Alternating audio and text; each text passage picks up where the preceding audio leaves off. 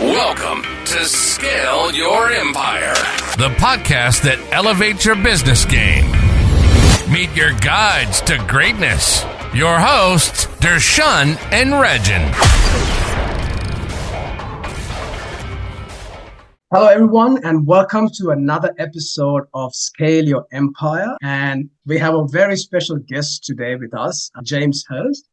James actually has a very fascinating background. So he started off as a software developer, especially in system engineering. And then he went on to find a business called Power Wheels Parties, which is very interesting. And most importantly, recently, he has been the host for the Marketing Show, which is a very popular marketing automation show. We'd love to get into that topic, James. But first of all, thanks for coming on today, man. And I appreciate you coming on the podcast. My pleasure. My pleasure. Hi, everyone. Welcome. Good to have you here, James. Really excited for the session today. Me too, guys. So, James, just want to start off with your the early days software development, and so are you generally a technical guy, or what got you into that kind of area? Yeah, it's funny because if you see here in the background here, that's a 1990s Macintosh, right? So I was born in the 80s, and I grew up going to elementary school. And that's what we had. We learned that we had the Apple Macs in our elementary school. So I kind of grew up with computers, right? I loved computers. I think that I still do, right? So what was the question? So what got you just talk about your early days, first of all getting into, and then what did you do after that? I know you started a business, and if you want to just talk about a little bit about what was that business before you went on to marketing automation. Okay. Yeah. I mean, there's lots of businesses and lots of stories, but yeah. So started, in high school, I learned how to program a web page, right? HTML. My first programming language was actually called QBasic. So I learned basic elements of loops and print statements and things like that. So I've kind of been into computers for a long time.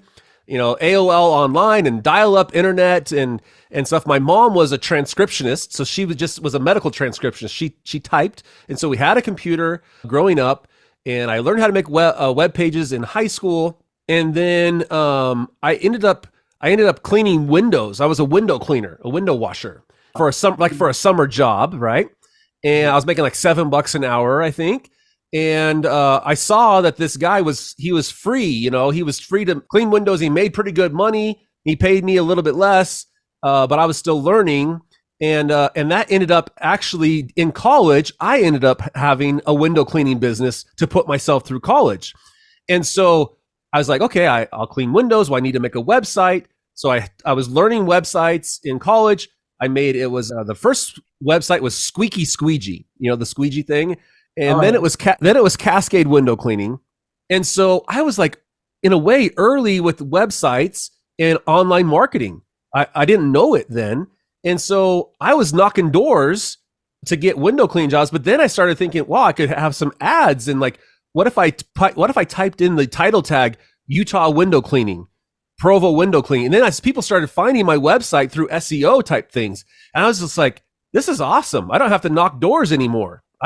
People will come to my website and I can get leads. I didn't even know what a lead was until I realized that this is the craziest thing. So people were on the website, they would fill out their name and number, and I had a PHP script that submitted the form. It came in as a text on my phone. They submitted the form. I was calling them and I was like, hey, this is James with Cascade Window Cleaning. And they're like, wait. I'm on the website right now. Like I just hit submit. Like I'm still on the website and they were like dumbfounded. I was like, yeah, well, you did. I was early to and then I'm thinking, I don't want to clean windows. I would much rather give this information, the name, the phone number, the address to another window cleaning company, let them go sweat in the sun and clean the windows. And I started taking 20% of my window cleaning leads. I just CC'd the email to the window cleaner. He did a $200 job and I would make $40 for doing nothing. Right. That's awesome. I work really hard at not working. I always have. That So was, the early days of marketing and online leads. Hey, amazing. yeah. So So then like when was that? Like, Facebook. what year was Sorry, that? go ahead. Go ahead. Sorry, What year what? was that? What year was that? Okay. So, okay. My first online sales were eBay in 1999, 2000. Okay. Right. So eBay was really my first exposure to making any kind of money online. And, then the window cleaning business was about 2004. Right. Okay. 2004. Now, so I'm submitting this lead to my phone and then I'm updating the contact and I'm thinking, well, shoot, if I update it in my phone, and in fact, back then it was on the, it was on this little guy. It was on the Trio 650, right? I should charge it. But so I'm on the Trio 650 and I'm putting I got custom fields in the phone, their address, how many window panes, right? How many window panes. And what was really cool was when they called 6 months later, oh, I could see their name coming up on the phone because they were in my phone. Oh, hey, John. How do you know me by first name? Oh, because you're in my phone. Wow. So, but now I didn't know the job price. I didn't know some details. So I had more notes. I had more information about the window cleaning job. And, but then I was like, well, how can I give this to the other window cleaning business? And so about this time, web application development was coming on and Salesforce was this little company. And I heard that. So now when they submitted the form, not only did it email me, it also made a web lead. It made a lead up in Salesforce. So we had a centralized lead place with custom fields and all of that. Right. Salesforce. So I had a single user license as a little window cleaning company, a single user license to Salesforce. So then we started putting the leads into Salesforce and updating things, keeping things there. No email marketing. I knew I was supposed to collect emails, but I didn't know what I was supposed to do with them. I knew that was like a good practice. Like, yeah, you got to email them. Like, what should I email them about? Like still to this day is the question. But anyways. It's crazy to see how far it has come, like 20 years. It's yeah. Like, yeah. And since then, just want to go through, James, what then made you like recently start the marketing show? What was the motivation behind that? And tell us a little bit about the show as well. Yes. Okay. Thank you so much. So when I was going to college, I was heavily in debt, right? I think as students, we take out those loans and things. And so I came across Dave Ramsey, who I don't know if you guys know him in this part of the world, but he's a big radio show personality with millions of listeners. And what his message is to get out of debt, to pay off your credit cards, pay off your cars, pay off your student loans. Okay. And so when I was going through that process of getting out of debt, I was listening to Dave Ramsey's show for 3 hours a day at my day job, making $13 an hour at the time. Okay. So I listened to Dave Ramsey for hundreds of hours every single day. I was so sick of the commercials. I could take in the calls. I knew his everything backwards and forward. So I'm thinking, what if I could be the Dave Ramsey of marketing? And not Dave. I don't want to be James Hurst show, the James Hurst might know show, because then they never know if I'm going to show up or not. So the James Hurst might know show, I was thinking, I don't want my name in it because it's got to be bigger than me. What if I want to go on vacation? I don't want to show up every single day necessarily. So I just call it the marketing show. I could plug in different people from the get-go. Okay, so I think we did have a question about personal branding. Well, maybe if you want to talk about that, personal branding versus corporate branding. I do have jameshurst.com as well. I have the marketingshow.com. I have jameshurst.com. If I'm going to share like a religious kind of quote, I think that might maybe become a little more appropriate from my personal brand. Hey, I'll point you to jameshurst.com, an inspirational, quote, because I'm a Christian. So I might have some Bible verses or, things like that. And so, but if I'm going to do a marketing quote, that's going to be more towards the marketing domain. So that's a little bit of personal branding, corporate branding. I forgot what we were talking about. So going back to the show, like what was your main motivation? That? Like how do you help people in that show to really get into marketing automation? Okay, this is good, you guys. So I was thinking, how much content could I create? So he takes calls for 3 hours a day. all he does is he just takes the same calls every day, but it's inspirational, right? We're debt free. I don't know if you've ever heard the calls, right? It's if you're flipping through the radio on your car and you hear someone screaming at the top of their lungs, "We're debt free." What was that? Like they sounded, there's something going on here. And so that hit me, and I'm thinking, man, if I took 3 hours of calls a day, if I just answered people's questions every day, how much content could I chop up? The shorts, the long form, the short form, just blast the waves with content. And so I'm doing that, but I'm not live just yet. I actually get MP4s and I stream them as live. I post a lot to the YouTube channel. So anyways, that's the concept, that no matter the question, big or small, right? And I knew it from an affiliate standpoint. Wow. This guy knows his stuff, know, like, and trust. He's an authority on the topic. He's just answering people's questions. I've seen him over and over and over again. He's giving good advice.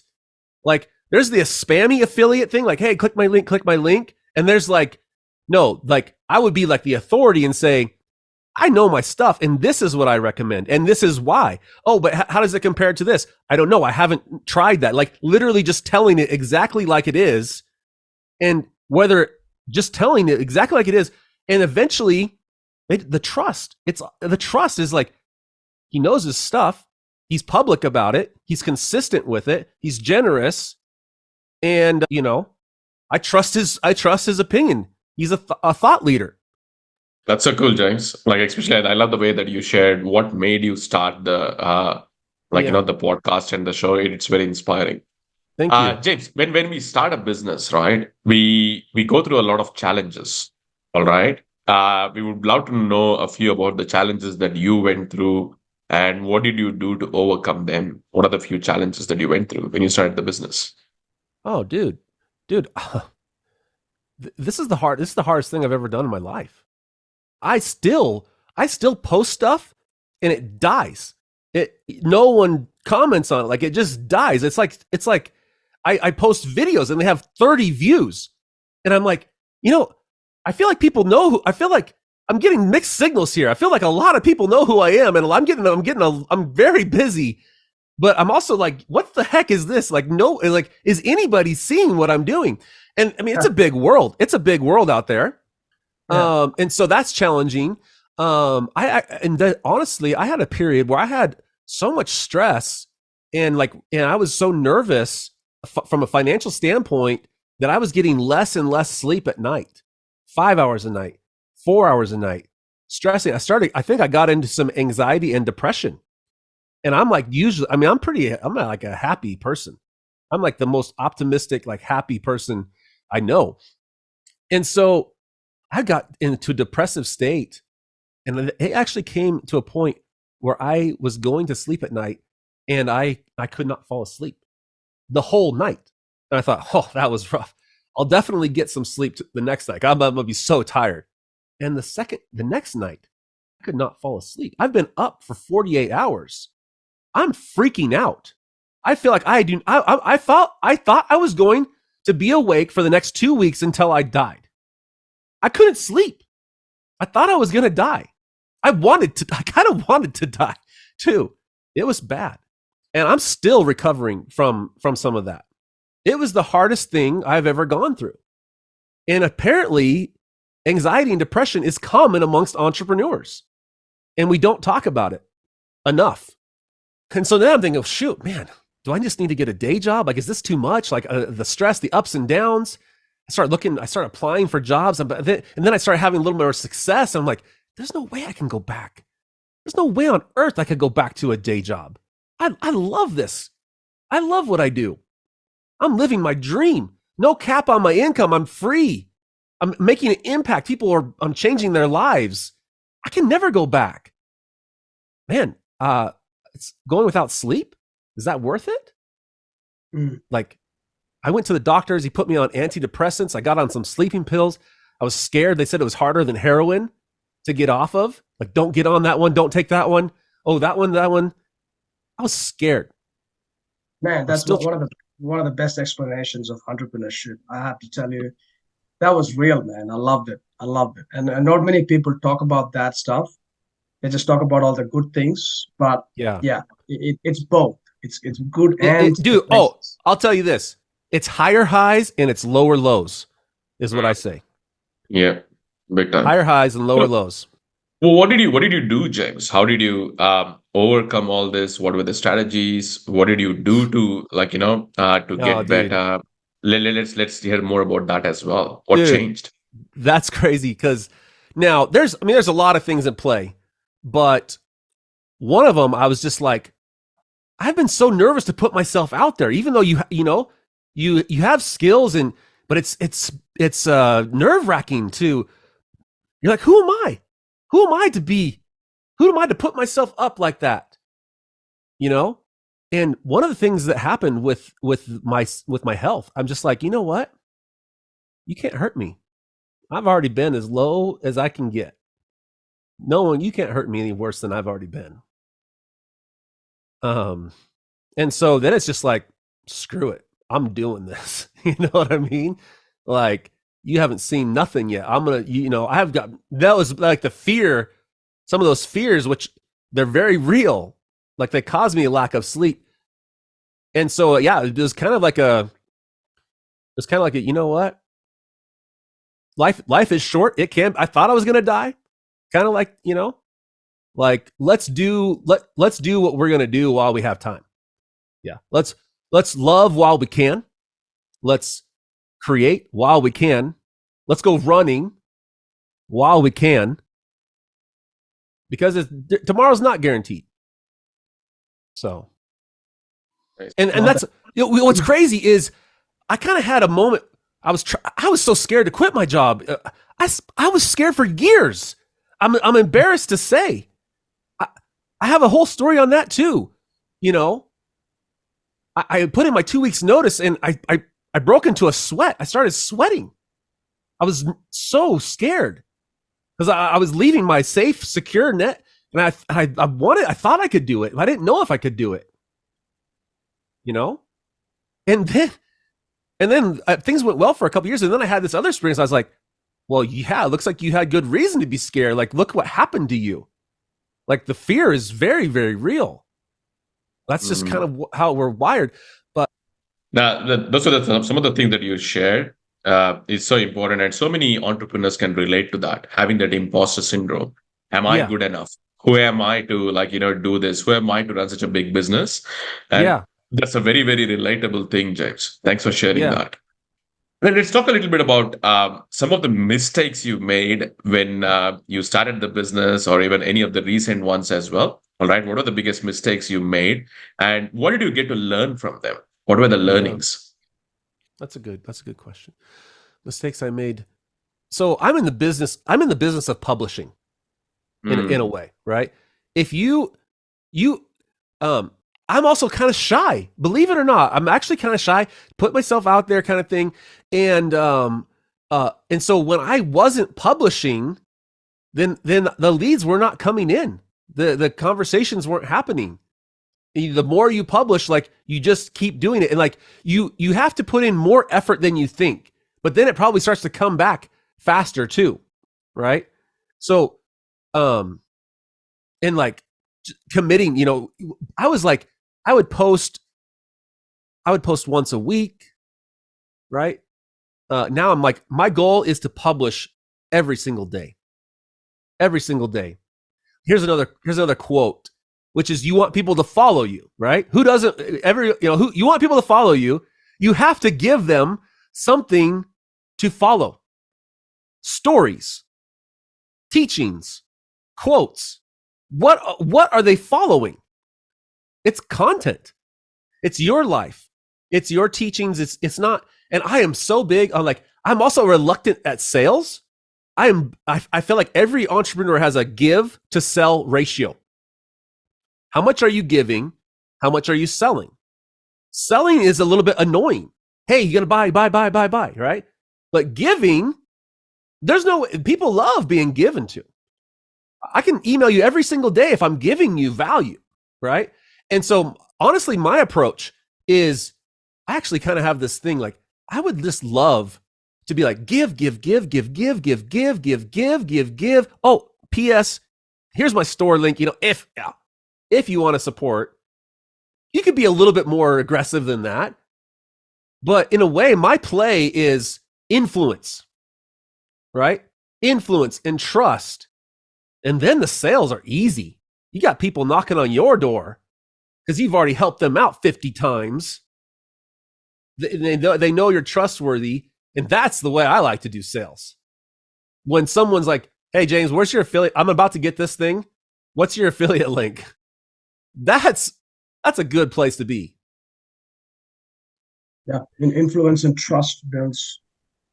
It's the easiest way to negotiate after that.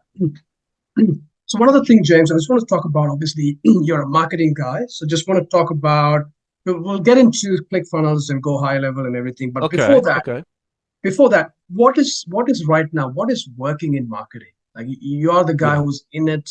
You talk, you live marketing on a daily basis. So what's working right now for most of it? Okay. Well, here's one. Email marketing works. Period. Right? We are not emailing our people at all. Like, I think most people are not emailing enough. Either they haven't taken the time to write the emails, they don't have any kind of strategy, they don't know what they're doing. Like me, I was like, I know I'm supposed to collect the email, but what should I do with it? So it's so crazy to have 300 people and hit send and make sales, like depending on your industry, right? So period, email marketing works and we're not even doing it. There's another thing, just do the work. Make the YouTube video, send the emails, like coming back to the basics because those work. And I don't know why, maybe people will be like, oh yeah, I know that, but I'm still not going to do it. So actually sending the emails, actually making the content, you're saying what is working, right?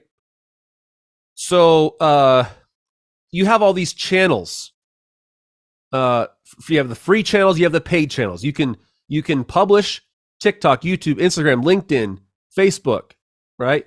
All those also have like the paid, you have the paid ads, YouTube ads, Facebook ads, Google ads, right? They're all their own specialty. But on the topic of like the business owners, there is so much content that they can create. You just have to be in tune with. I figure the smallest question. This is my litmus test. Was someone born knowing this? It's very, very simple. But was anyone born knowing that? If they weren't born knowing that, and it's in my industry, I will own that piece of content. Maybe someone else has already made that piece of content. I want that piece of content in my library. I have addressed that. And you just keep addressing and addressing and addressing every single little thing. There is an infinite amount of content. And as long as it's helpful, it's fine. That's awesome, man. So content is still king, hey? Dude. Yeah. I mean, what else is there? Yeah. What else is there? There's content, there's email, there's ads.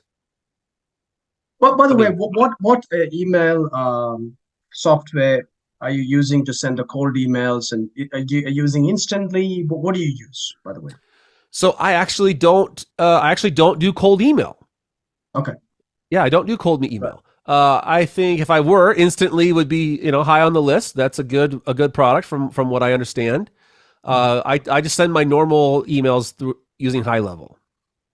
Got it. Okay, so the big question, right? ClickFunnels and Go High Level. Yeah.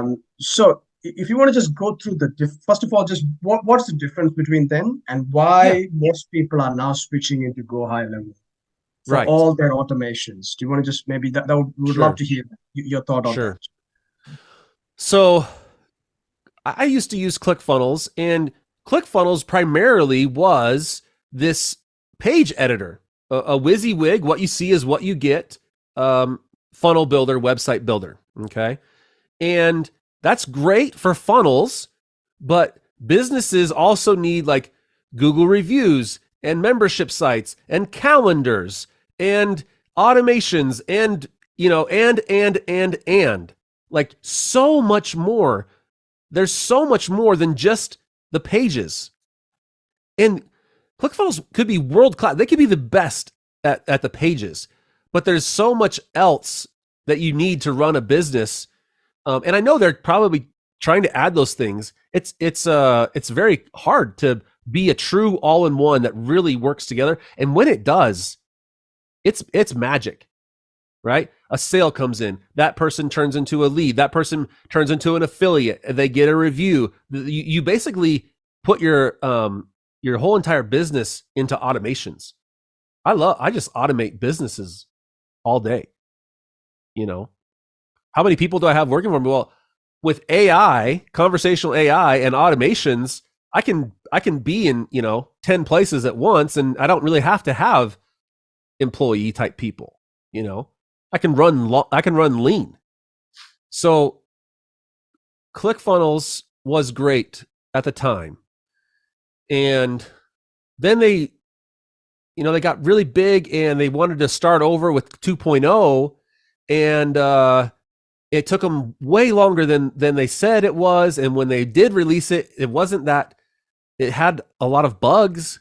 And I know that software has bugs, but the question is do you sweep them under the rug and pretend like they're not happening? Or do you say, oh yeah, that's a bug, we're on it, we're going to fix it. That's a part of life. We understand that. High Level comes along, and they let you white label this thing as your own. So this almost the same price that you would pay for ClickFunnels. You can now have your own ClickFunnels and basically sell your own white labeled High Level for $297, $497, $797, whatever you want. You can sell that. Some people have thousands.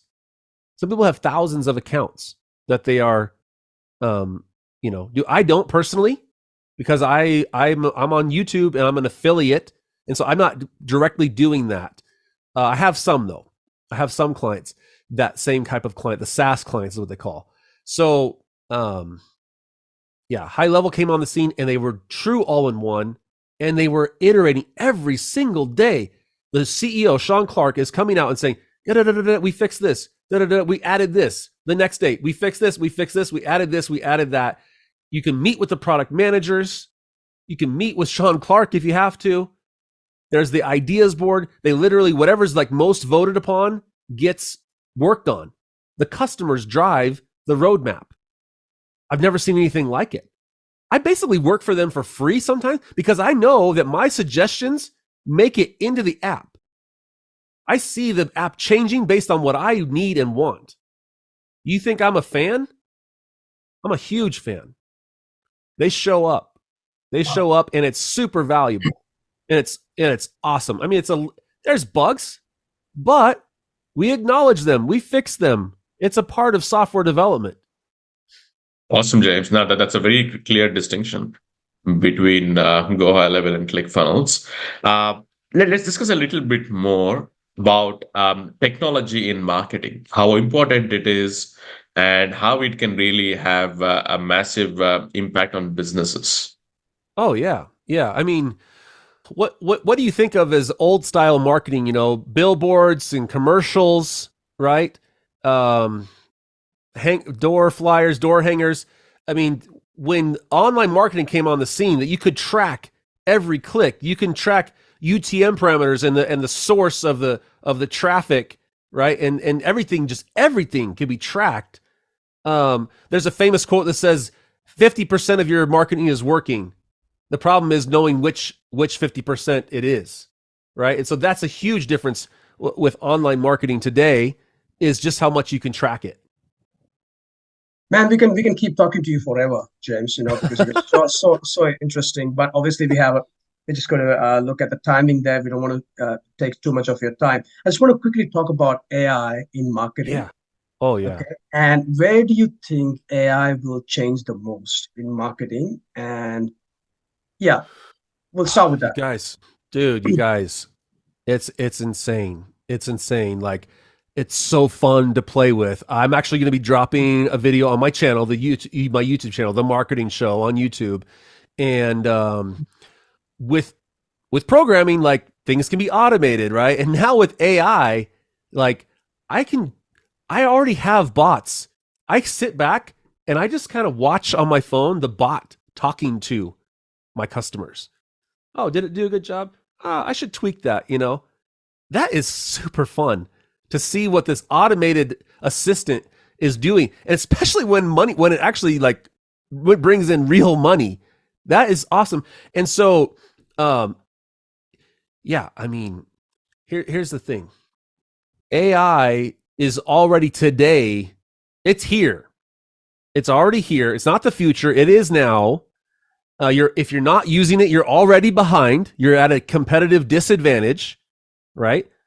Because AI is faster. It doesn't take a break. I'm playing basketball at 5 a.m, and with the worldwide economy, right? Yes, I don't sleep, but still, like, imagine the bots are working for you around the clock as well, right? With someone else, it's daytime in their world, and it's nighttime in yours, and the bot is doing things. So, and they're just remarkable. Now, I'm a big fan of a company called CloseBot. CloseBot and High Level together and OpenAI is the magic, I think, the magic combination to actually bring the magic of OpenAI to the nuts and bolts of sending emails back and forth and text messages with High Level. I've made a bot that will negotiate on price. JamesHurst.com/Plinko. Opt in, don't buy the thing, and then it will email you, and you could say, oh yeah, it was too much. And it'll say, hey, well, I can give you a 10% discount. Oh, that's still too much. Oh, I'll give you a 20% discount. And you can negotiate with this bot. I think it's the first one in the world, possibly, a price negotiating conversational AI email chat bot. How it's a mouthful. Okay. Crazy. And then when it's done, it says, hey, did you know you've been chatting with an AI bot? I can tell. How would you like to be my affiliate link to this bot? I mean, I'm double dipping. Wow. Double dipping. So multi-channel, live chat, right? Email, SMS, Instagram, Facebook Messenger, all the channels, a real estate bot. You have a receptionist. Hey, how can I help you? Are you buying your home or are you selling your home? Right? Oh, I just have a question. What are your hours? So that's your receptionist bot. Oh, are you selling your home? Okay, now I need this information. What's your address? How long you been? What's this for selling? Specifically for selling. Oh, I need to buy a home. Okay, what's your price range? What's your credit score? Completely different set of questions. 3 bots in one. That's CloseBot. Seamless handoff, seamless integration with High Level, infinite follow-up. But you have to have maybe some software. But to be where I'm at, I had to know High Level inside and out first. I had 15 years of software experience. Right. And then I have my 2 years deep High Level experience. Now I'm adding on conversational AI to make this thing sing and dance the way I want to. Right. So now I sit here and I'm like contributing to the absolute cutting edge of what these things can do. Cool, Jay. That's such an insight, man. That's just so cool. And, before we finish up, just want to say, where I'm sure people who are listening would love to hear more and get access to some of the materials you got. So where is the best place to find you? Is it on YouTube, LinkedIn? Yeah. Facebook? I would say 2 places. I would say the Marketing Show YouTube channel. If you guys drop a link, that'd be great. I would also say the Facebook group. There's a whole nother story about that, but there's about 295,000 people in the Marketing Show Facebook group. And so we'd love to have you there. Wow, amazing. And I've been on that group as well, and some of the information there is pretty awesome. So we highly recommend. We'll put the details in the show notes for you guys as well. So that's a really good place to be, actually. Yeah. Thank you so much, guys. I really appreciate the opportunity to, spread the message of marketing automation. Awesome, James. Good to speak with you, James. It was so much fun having you here. Thanks a lot for jumping in. Well, let's do it again sometime, huh? We'll do a part 2. I'd be happy to. Thanks, James. Thanks so much. Thanks for listening to Scale Your Empire. Help spread the wisdom by liking and sharing this podcast. And we'd love to hear your views in the comments. Now, go out there, take action, and elevate your empire.